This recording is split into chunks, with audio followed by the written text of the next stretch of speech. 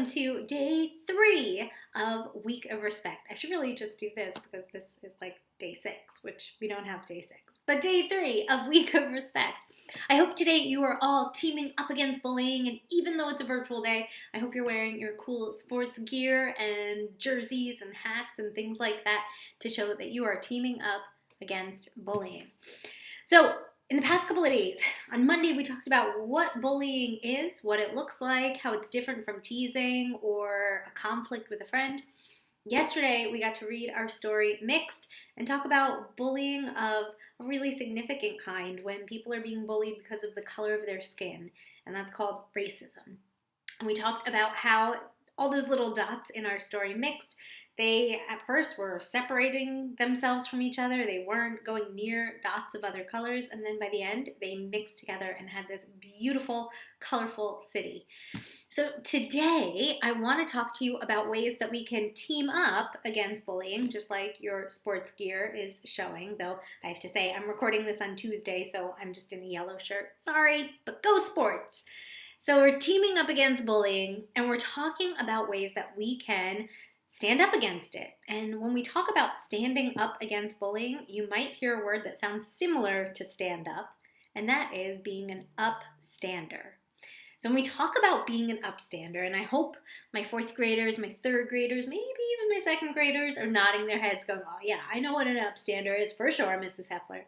Being an upstander is someone who simply does just that. They stand up against bullying. They stand up against things that are wrong. They stand up for students that might be being teased or made fun of. It's not always easy to be an upstander, though. And we talked a little bit about this on Monday. We talked about the ways that we could stick up for someone if they were being bullied or if they were being teased. So today I have another book that I think is great for being an upstander. And it's called Say Something. And what a perfect way to talk about being an upstander by encouraging ourselves to speak up for what's right, by encouraging ourselves to take a stand for things that we believe in, to take a stand for those who maybe are being teased or made fun of, or who are a little bit more shy or less powerful seeming than some of those bullies can be. So I'm going to read you the book Say Something, and we're going to talk a little bit more about it afterwards, and then I'll have another question for you at the very end. All right, my friends, I hope you enjoy. I loved this book. I hadn't seen it before these past couple of weeks, and I think you're going to really like it too. Enjoy Say Something. Say Something by Peter H. Reynolds. We have a girl holding a sign that says, "Every voice matters." If we look right away, we see all of these different signs, these different words. I'm going to lift up so you can see a bit better. Stay strong, follow your heart, hate has no home here, peace, together is better, we've only just begun. So many different things that we could say. Say Something by Peter Hamilton Reynolds. The world needs your voice. Mine? Yes, yours. Go ahead. It doesn't need to be perfect, as long as it's from your heart. You don't have to be loud. Powerful words can be a whisper. You can say something in so many ways, with words, with action, with creativity.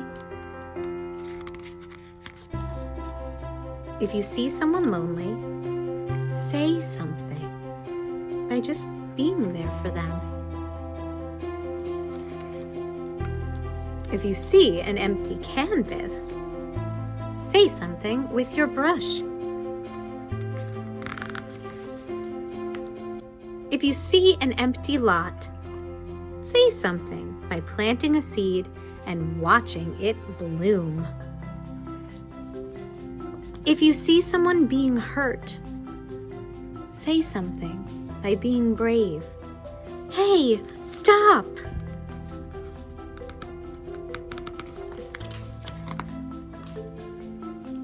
If you see something beautiful, say something with a poem.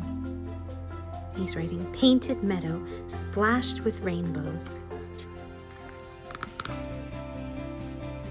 If you have a brilliant idea, say something with confidence. Eureka!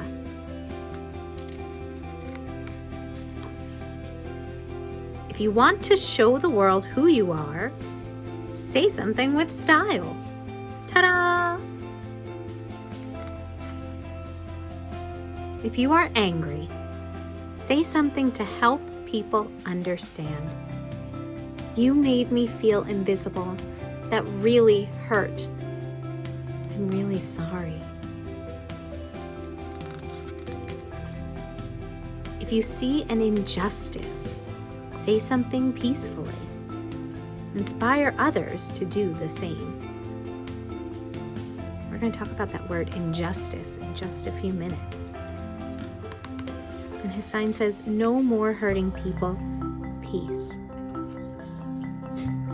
Sometimes you'll say something and no one will be listening. But keep saying what is in your heart, and you will find someone who listens. Keep saying it, and you may be surprised to find the whole world is listening. If you are grateful for being alive, quietly say something to the stars, to the universe. Some people find it easier to say something than others, but everyone has something to say. They're saying, I hope, I believe, I wish. Join us. Together we can. I'm ready to change the world. I imagine. So when you're ready, say something. Your voice can heal and transform. Your voice can change the world. Are you ready to say something? And then, if you remember, the first pages we had those bubbles already filled, and these are empty, waiting for the words that you, my friends, are going to say. All right, friends, so I hope you enjoyed that story of Say Something by Peter H. Reynolds. As we were reading the book, there was one page that had a big word that is a little confusing, and that is on this page with this boy holding the sign that says, no more hurting people, peace, which I think is such a nice, simple message, right? No one wants people being hurt. We all just want to live in peace. And it says, if you see an injustice, say something peacefully. So take a look, especially my older students. What word do you notice, or two words actually, do you notice in this word injustice? Even my younger kids, you probably hear two words in there, injustice. Kind of a few words that we could say, right? But the word that we're looking for is, whoop, I'm backwards on the camera, so it's a little confusing, justice. So if we want justice, it means fairness or things being equal. So injustice is when that doesn't happen, when things aren't fair, when things aren't equal, when some people get things and other people don't. So let me give you an example. If I walked into class and I was wearing a baseball cap, and my best friend was also wearing a baseball cap, and the teacher said, Mrs. Heffler, you're not allowed to wear baseball caps in school. Take your hat off. But my friend got to keep wearing his. That would be an example of an injustice. A simple one, right? It's not that big of a deal if I had to take my cap off and my friend didn't. But they can be with bigger things too. And they can be great unfairnesses where people aren't treated the same way because they might be different. Either because of the color of their skin or maybe something that makes them different, like something that has to do with how they look or how they act or how they speak or struggles that they have, whatever it might be. So that is what injustice means. I know there's that big word in there. I love this book because it talks about saying something in so many ways. It talks about saying something, and sometimes it involves not even saying your words. It involves not even actually speaking. Like, for example, there's that one beautiful page where it was, if you see an empty lot, say something by planting a seed and watching it bloom. So saying something by making our world a more beautiful place, making our world a better place. If you see an empty canvas, I think Mrs. Moore would like this one.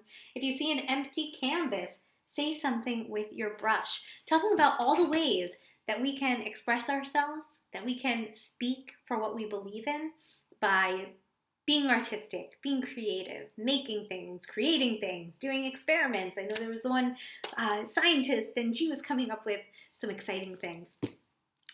All of this has to do with being an upstander, like we were talking about earlier. Having the courage to say something is being an upstander. Now here's the catch. Here's the tricky thing about being an upstander, my little friends. It is not easy.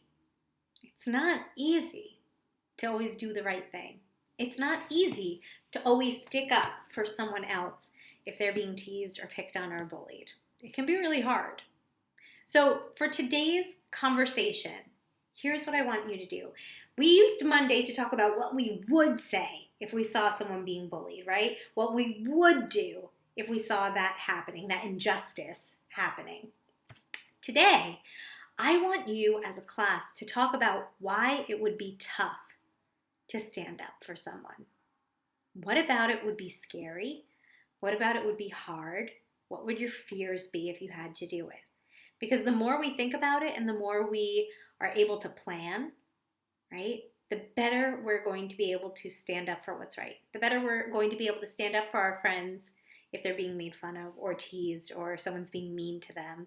And we're going to be able to stand up and do the right thing. If we think about those roadblocks, the things, not the game, the things that can make it tough for us, then we'll be better prepared. Just like if you had a math test or a spelling test and you go, you know what? Let's use spelling.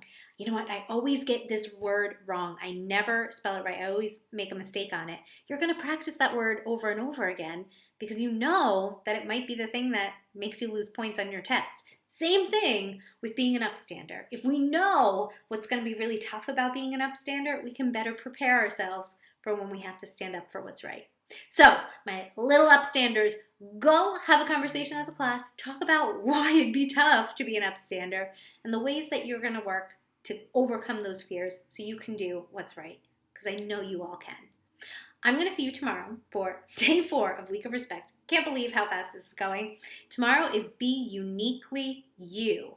And that means you're going to dress in a way that shows your uniqueness. So if it's a game that you play, a sport that you play, a band that you like, a saying that you like, if it's clothes from your culture, maybe stuff that you wear to certain events in your culture, whatever that might be, or traditional clothes from a country that you came from.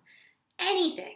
It could really be anything you want that shows who you are and what makes you unique from everybody else. So I can't wait to see all the fun, unique things you guys come up with.